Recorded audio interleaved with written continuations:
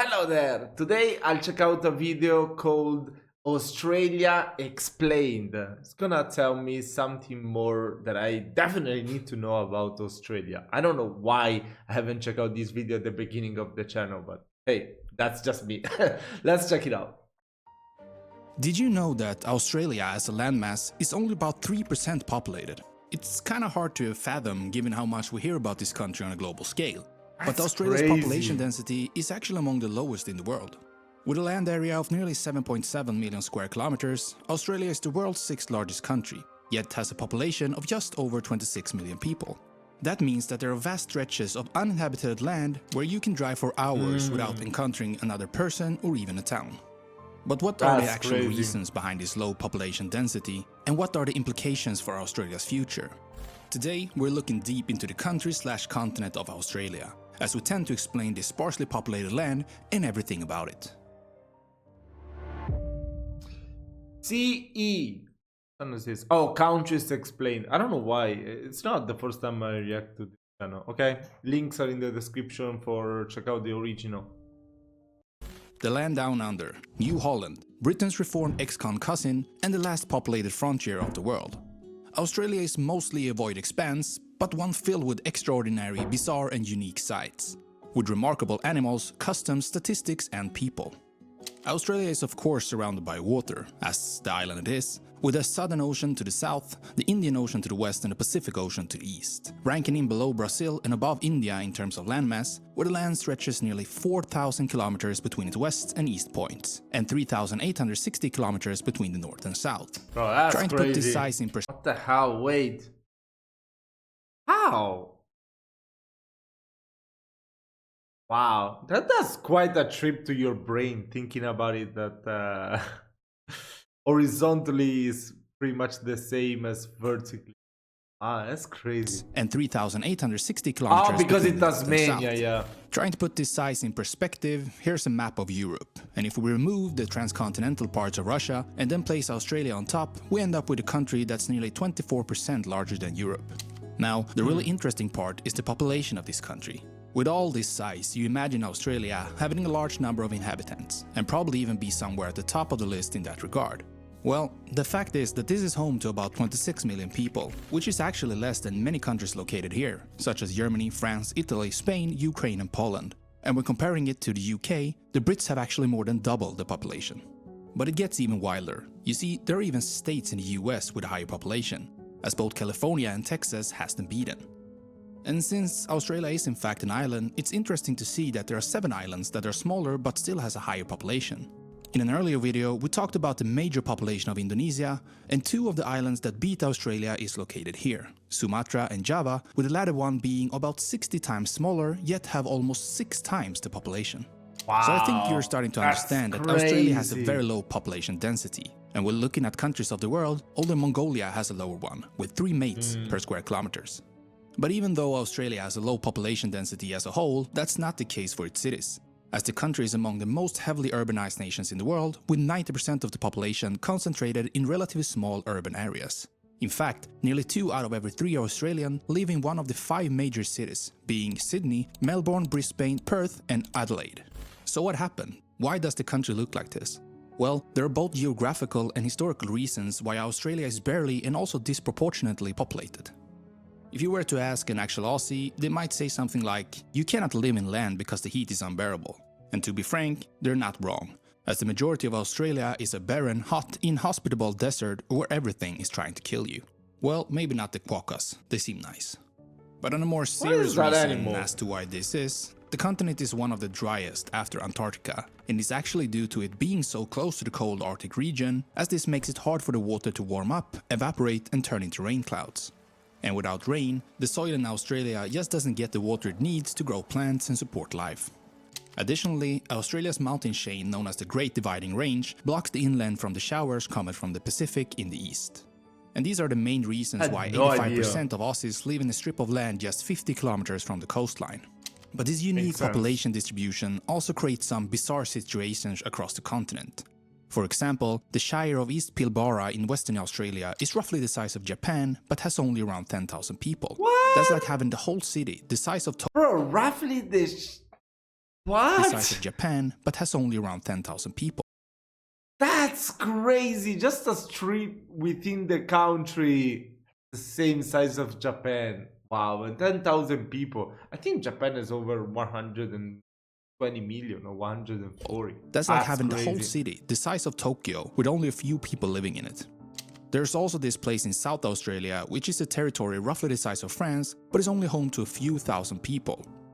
And maybe you heard of Anna Creek, the world's largest cattle ranch, Reacted which is to it. roughly the size of Israel and is home to about 8 people and 10,000 cows. However, despite its small population, Australia has a large amount of arable land and resources compared to other countries in Southeast Asia. In fact, Australia has more arable land than Indonesia, Malaysia, Singapore, the Philippines, Vietnam, Cambodia and Laos combined, despite having a much smaller population. And with that, Australia has by far the highest ratio in the So world of arable land to beautiful. population, at around 1.9 arable hectares of land for every one citizen of the country. That means that Australia has a lot of potential for a bigger population, as well as growing crops and raising animals like cows, sheep and chickens. Now, this island/continent nation doesn't have a single land neighbor, but shares the waves through maritime borders with Indonesia, Papua New Guinea, East Timor, the French territory of New Caledonia, Solomon Islands and New Zealand. So, geographical features like being an island with no land borders and having very little rain in the majority of the country surely has its part in the country being so densely populated. But we also mention a historical reason. So let's jump back in time and find what's most likely has helped, or not helped, to Australia being so big with so little people.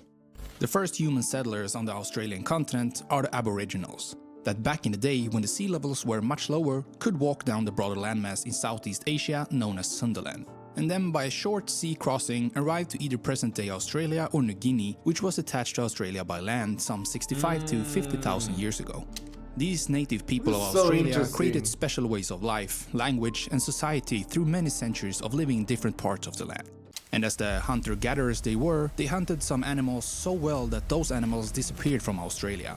Now, these animals were special and interesting, even more so than kangaroos and koalas. For example, there was a giant wombat that weighed about 2 tons, and then the meat-eating marsupial lion that had a pooch for its babies, and the giant kangaroos that weighed over 200 kilos. Then, as in pretty much all history, 200 there's the part kilos. about when the Europeans came. There are 2 ideas about who came here first. One is the official idea that says that Dutch captain named Wilhelm Jansson, after starting his journey in Indonesia, arrived on the western coast of Cape York Peninsula in Queensland in a ship called Daifuken in 1606. The other idea is less known and suggests that the Portuguese might have discovered Australia nearly 100 years before. It is surprising though that neither of these theories mention the English, even though they use English language and the flag in Australia today. The main clues to the mystery, however, are some 16th century French maps called Dieppe maps that shows a big landmass between Indonesia and Antarctica called Java la Grande, and also the fact that the Portuguese settled in East Timor about 10 years before the Dutch arrived in Australia. And East Timor is about 650 kilometers away from Australia. What do you think about this mystery? Let us know in the comments. It took more than 100 years for the English to map the eastern side of have no answer Australia. for that. In 1770, James Cook, an Englishman, finally mapped it out and called it New South Wales, a name which one of the states in Australia still carries. While Queensland and Victoria were named after Queen Victoria, who ruled Britain at the time. Now, compared to the colonization of the Americas, Australia was colonized much later, as the United States started their Revolutionary War just 5 years after the mapping by James Cook. And thanks to this war, the British lost a major territory in the Americas and had to look for another place to send their convicts. And what better place than Australia? So what's the one important historical reason to the population growth I was talking about? Well, the White Australia policy. In 1901, the separate colonies in Australia joined together to form a country, although still under British control. They made this rule called the White Australia policy that aimed to limit people coming to Australia from countries outside of Europe. This basically meant that only people from Britain were allowed to come to Australia, so migration were sort of put on pause. Well, I suppose everybody should have the same rights in this world. What do I think of it? I think it's very good. Then World War I happened, and the Australians were called up by the Crown to help fight. And a little over 400,000 volunteered. Alongside their sidekick to the southeast, ANZAC. they formed the Australian and New Zealand Army Corps, known as the ANZACs, who infamously were part of the unsuccessful Gallipoli campaign landing.